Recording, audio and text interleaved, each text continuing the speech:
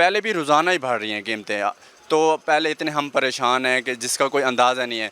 मेरी तकरीबन 18,000 तनख्वाह है। मैं कल गया हूँ दवाई लेने, अम्मी की और अपनी वाइफ की भी ज़रूरत की चीज़ है। जो पैनाडॉल आम है उसका भी 100 से बाहर था, जो 20 रुपए का पता मिलता था, आज हमें 50 रुपए का मिल रहा है। हम वो भी अफोर्ड नहीं कर सकते। महंगाई इतनी बढ़ गई है कि अब गरीब जो बंदा है वो घर का गुजारा करे या मेडिसिन ली नहीं जाती। 10 से 14% बढ़ा देते हैं। आए रोज़ इनके रेट जो बढ़ रहे हैं गरीब आवाम की पहुंच से बाहर है। रोज़मर्रा की दवाइयाँ बहुत महंगी हो रही हैं, गरीब आवाम कहाँ से ले आएँ। यानी कि उसकी दिहाड़ी तकरीबन 800 है और 2500 की दवाइयाँ मेडिकल स्टोर वाले लिख के दे देता है, वो कैसे ले। जब बिल आता है नया रेट 5%, 10% और कई सालों से यही कुछ हो रहा है।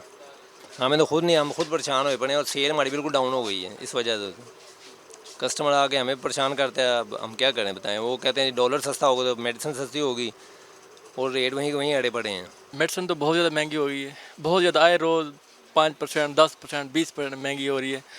पैनाडॉल की गोली तक जो है ना बहुत ज़्यादा, जो 20 रुपए का पता था वो 50 से 60 रुपए का दे रहे हैं।